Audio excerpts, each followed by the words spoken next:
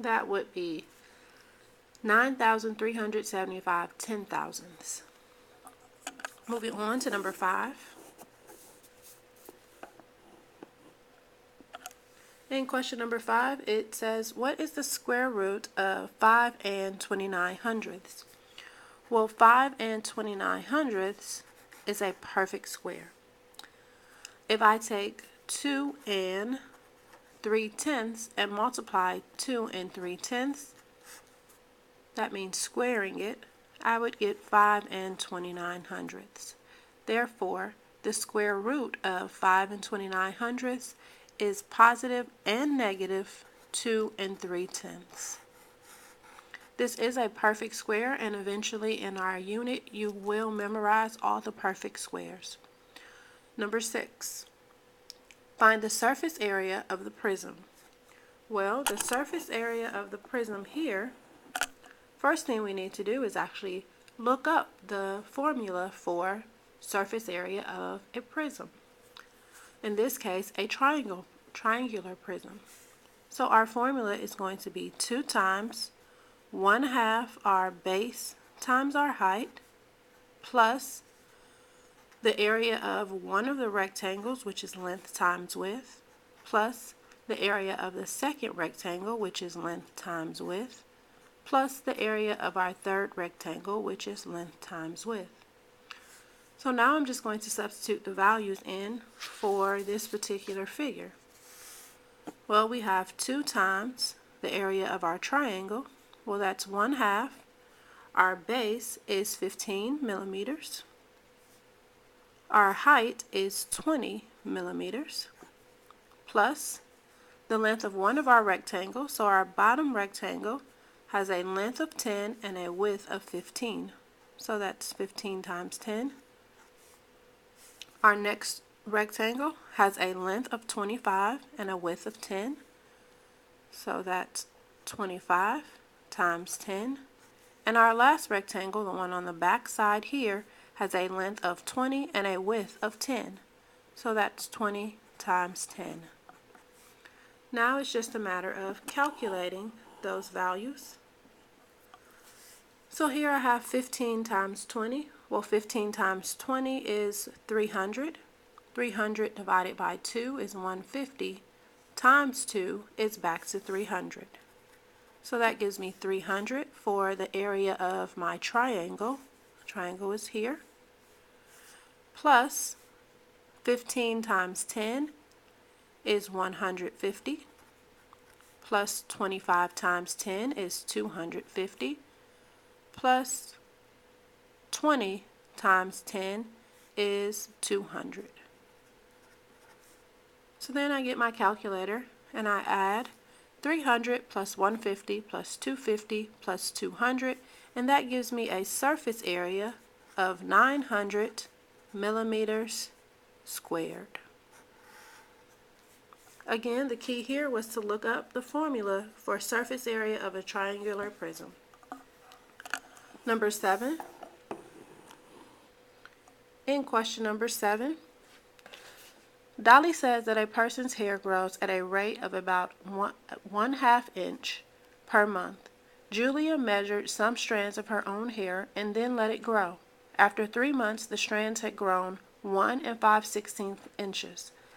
Does this verify what Dolly says? Explain. Well, in question number 7,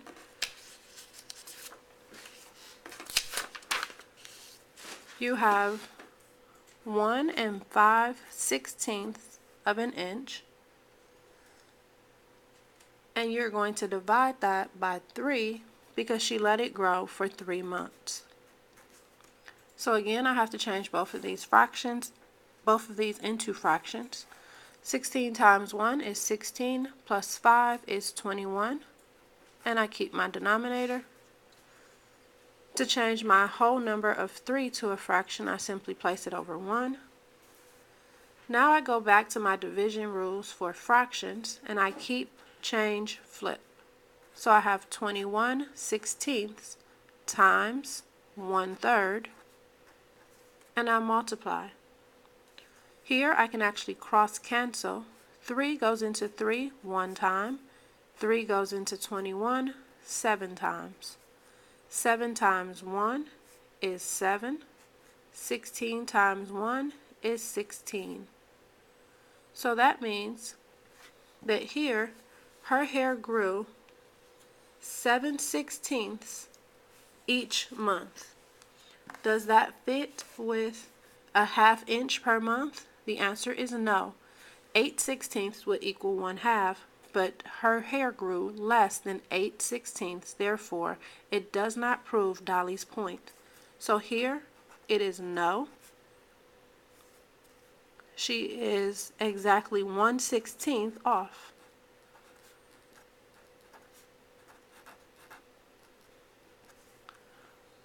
So no, Dolly is not correct. Number 8. Figure A has been transformed to figure A prime. Use measurement to determine if the two figures are congruent. How do you know?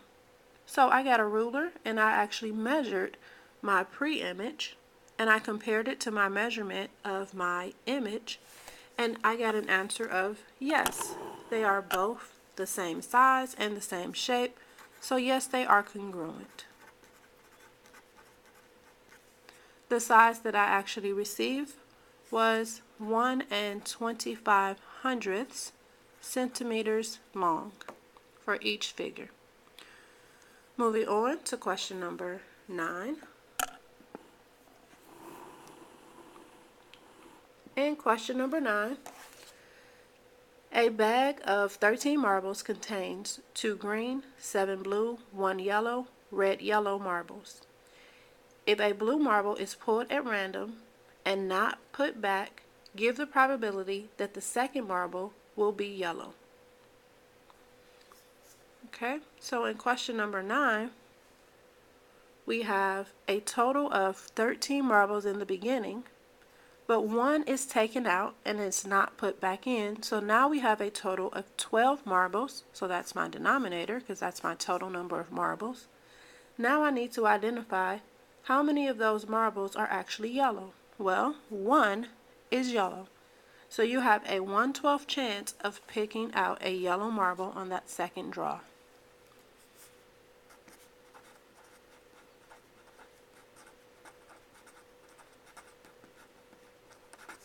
Moving on to number 10. In question number 10, it says, find the value of A and B.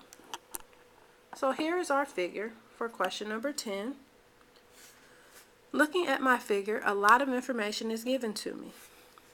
Well, here, if this square here is a right angle, that means all the other 3 angles surrounding it would also have to be 90 degrees because they have to add up to 180 to make the straight lines.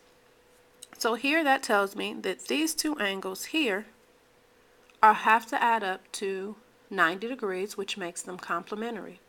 So the first thing I'm going to do is take a look at this missing shape here. If both of these add up to 90, I'm going to take 90 and subtract 52.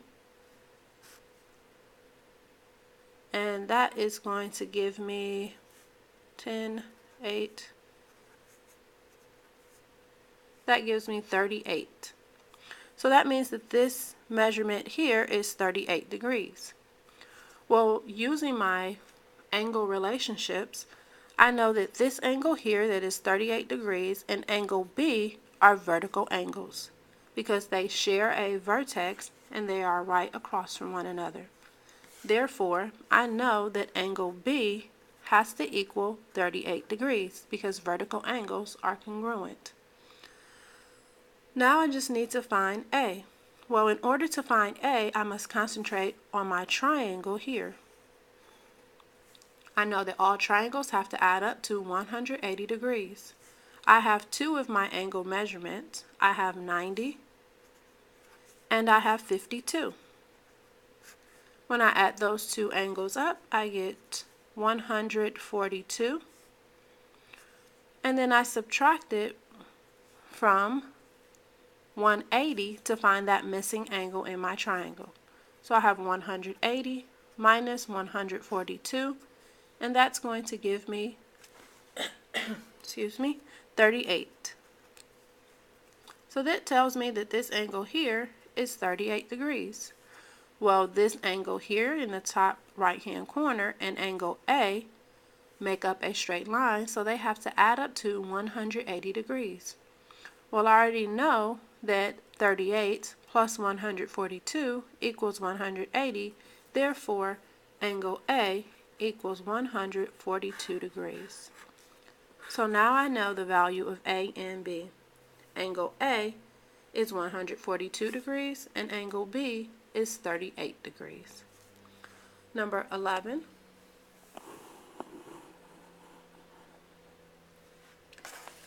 In question number 11, Jamie joined the marching band. To pay for a uniform, he borrowed $150 for 4 months, with 5% interest per month. What was the total cost of Jamie's uniform?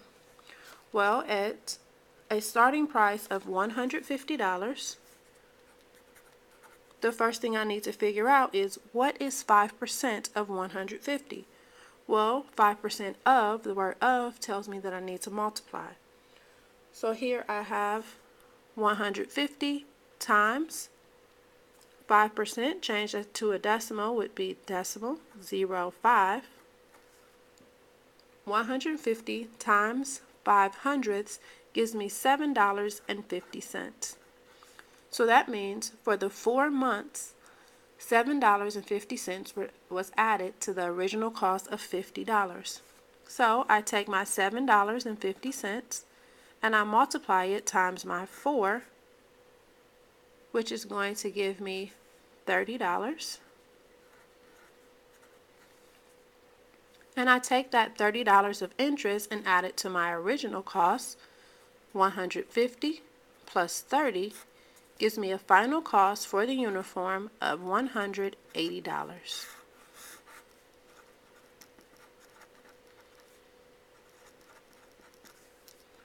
So here I just found 5% of 150, multiplied it times the number of months, which would be 4, and then added it to my original cost. So that gave me 150 plus 30, which is $180 for the uniform. And lastly, number 12. In question number 12, it says solve -8 minus 4. To subtract the integers, add its what? So here, first thing I want to do is actually solve the problem. So I have -8 minus 4. I have the same sign, so I add the two numbers. So that's going to give me -12 as my answer. And then the statement says to subtract integers, I add its what? Additive inverse. I add its opposite.